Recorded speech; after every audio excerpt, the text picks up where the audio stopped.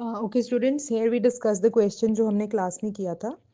The question is, two numbers are in a ratio of 2:3. If 5 is added to each number, then the ratio becomes 5:7. What are the numbers? तो question ये कह रहा है कि दो number हैं कोई, वो रेशियो में है 2:3. अब अगर इन दोनों नंबरों में 5 ऐड हो जाता है तो उनकी रेशियो जो बन जाती है वो 5:7. बताइए नंबर कौन से हैं. तो जब भी हमें रेशियो वाले सवाल आएंगे हम एक वेरिएबल यूज करेंगे. तो हम 2:3 अगर रेशो है तो हम पहले स्टेप में बोलेंगे let the numbers be 2x and 3x. और ये हर चीज़ के लिए आपके लागू होगा. सपोज अगर आप कह रहे हो केक्स और पेस्ट्रीज हैं इन द रेशो ऑफ 5:7 तो हम बोलेंगे let them be 5x and 7x या 5y एंड 7y. जो भी वेरिएबल आप यूज करो तो एग्जैक्ट नंबर जो होगा वो यही वाला आपका वेरिएबल के साथ आप अलजेब्रा लगा दोगे, रेशो के साथ वेरिएबल लगा दोगे. तो अभी ये कैसे सिचुएशन है, जैसे अभी हमने कुछ सवाल सॉल्व किए थे. मैं थोड़ा सा इससे पहले ये बता रही हूँ आपको. जैसे हमने सॉल्व किया था कि दो नंबर है, रेशियो है 2:5. अगर पहला नंबर 10 है तो दूसरा नंबर क्या है. तो इस केस में हम क्या करते हैं, हम इस केस में 2:5 था और एक नंबर जो 2 है, पहला नंबर 10 है, तो हमें दूसरा ढूंढना है. तो हम क्या करते हैं, 10 को 2 से डिवाइड कर देते हैं. जो नंबर आता है 5 उसको हम दूसरी रेशियो से मल्टीप्लाई करते हैं 5 के साथ, तो हमारा नंबर आ जाता है 25. तो दोनों नंबर बन गए 10 एंड 25. आप इसको फिर से रिड्यूस करके देख लो. 10:25 अगर हम करें तो ये क्या बनते हैं, 2:5. रेशियो वही रहती है. हुआ क्या है एक्चुअली में, आप देखो 2 भी 5 से मल्टीप्लाई हुआ है और 5 भी 5 से मल्टीप्लाई है. तो एक ही नंबर है जिससे दोनों रेशियो के दोनों साइड्स मल्टीप्लाई होती हैं और हमें एग्जैक्ट नंबर मिलता है. तो यहाँ पे भी इसीलिए हम एक वेरिएबल चूज कर रहे हैं x, और वो दोनों रेशियो के दोनों तरफ हम उसी से मल्टीप्लाई करते हैं. तो अगर रेशियो बोली गई है दोनों नंबर्स की 2:3, अब हम पहला स्टेप करते हैं let the numbers be 2x and 3x. पहला number 2x, second number 3x. अब वो नेक्स्ट स्टेप कहते हैं कि अगर इन नंबरों में 5 ऐड कर दिया जाए तो इनकी रेशियो बन जाएगी 5:7. तो अभी 2x में 5 ऐड किया तो नंबर क्या बन गया, 2x+5. और 3x जो है एक नंबर है, उसमें 5 ऐड किया तो वो नंबर क्या बन गया, 3x+5. अब ये दोनों की रेशियो मतलब 2x+5 एक नंबर है, उसको हम ब्रैकेट में रख लेते हैं, और दूसरा नंबर जो है 3x+5 उसको भी हम ब्रैकेट में रख लेते हैं. इन दोनों की जो रेशियो है 2x+5 in bracket ratio 3x+5 in bracket is equal to 5:7. ये नई रेशियो बनेगी, दोनों बराबर हैं. लेकिन अब हम सॉल्व करने के लिए, इनको थोड़ा सिंप्लीफाई करने के लिए हम इनको फ्रैक्शन फॉर्म में देख लेते हैं. जैसे हमने आगे भी डिस्कस किया कि रेशियो जो है वो फ्रैक्शन में देखी जा सकती है. तो अब हम इसको इस हिसाब से देख लेते हैं.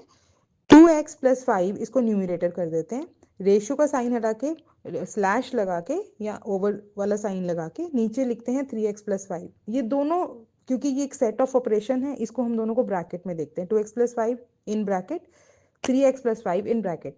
ये है आपका लेफ्ट हैंड साइड पे फ्रैक्शन. ये इक्वल टू किसके है, 5/7. मतलब 5:7 थी फ्रैक्शन, लेकिन हमने 5/7 इसको 5/7 देख लिया. अब आपके पास क्लियर है दोनों साइड्स. लेफ्ट हैंड साइड पे है numerator 3x+5 in bracket, denominator 3x+5 in bracket, और राइट हैंड साइड पे है 5/7. अब हमें क्या करना है, अब हमें इसको लीनियर इक्वेशन बनाना है.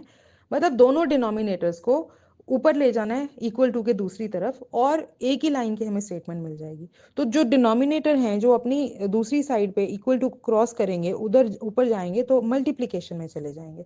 तो पहले हम देखते हैं कि लेफ्ट हैंड साइड पे हमारे पास ब्रैकेट में है 2x+5 और ये न्यूमिनेटर में है, और दूसरी तरफ डिनोमिनेटर में 5/7 7 है. हम 7 को लेफ्ट हैंड साइड पे ले आते हैं, तो लेफ्ट हैंड साइड क्या बन जाती है हमारी, 7 ब्रैकेट 2x+5, और इज इक्वल टू उधर ऑलरेडी हमारे पास 5 पड़ा हुआ है, और इधर से हमने डिनोमिनेटर में था 3x+5 लेफ्ट हैंड साइड पे, इसको हम जब राइट हैंड साइड पे लेके गए तो ये मल्टीप्लीकेशन में चला गया.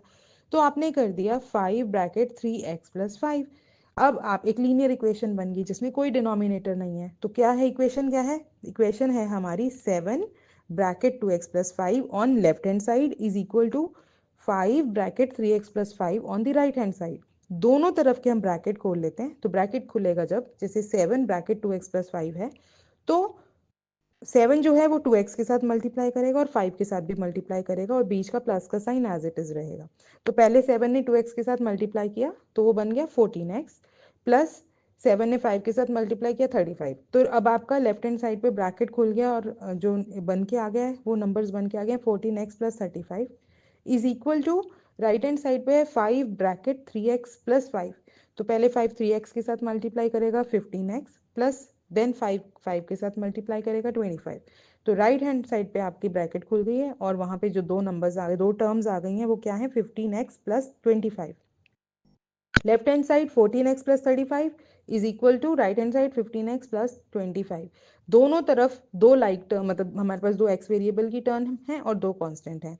अब हम एक तरह की टर्म्स को एक तरफ ले आते हैं, तो हम बड़े नंबर को इधर ही रखते हैं। जैसे 14x प्लस 35 है, हम 14x को उधर लेके जाएंगे, 35 इधर रखेंगे, राइट हैंड साइड से 25 इधर लेके आएंगे, इधर आएगा वो माइनस में आ जाएगा, 35 माइनस 25 हो जाएगा।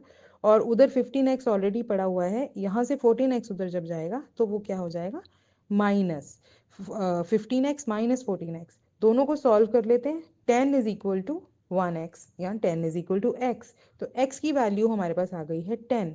अब हमें उन्होंने यही बोला है कि नंबर बताओ कौन से हैं। तो नंबर्स क्या हैं हमारे, 2x और 3x हमने एज्यूम किए थे। x की वैल्यू 10 आ गई, तो फर्स्ट नंबर क्या होगा, 2 इंटू एक्स, 2 इंटू 10 20। और दूसरा नंबर क्या होगा, 3 इंटू 10 30। 3 इंटू 10 हो गया, x की वैल्यू लगाई तो 30। तो दोनों नंबर्स ही क्या है, 20:30। तो यही है 20 और 30। उन्होंने शुरू में भी बोला कि 20:30 रेशियो, जो दो नंबर्स हैं उनकी रेशियो है 2:3। तो 20:30 को रेशो कर लो 2:3। फिर उन्होंने ये भी बोला अगर इन दोनों नंबरों में आप 5 5 ऐड करते हो तो रेशो जो बन जाती है 5:7। तो ऐड करके देख लेते हैं, 20 प्लस 5 25, 30 प्लस 5 35, 25:35। इसको आप लेस करो, सिंप्लीफाई करो, तो आपका आंसर आ जाएगा 5:7, जो उन्होंने ऑलरेडी बोला है।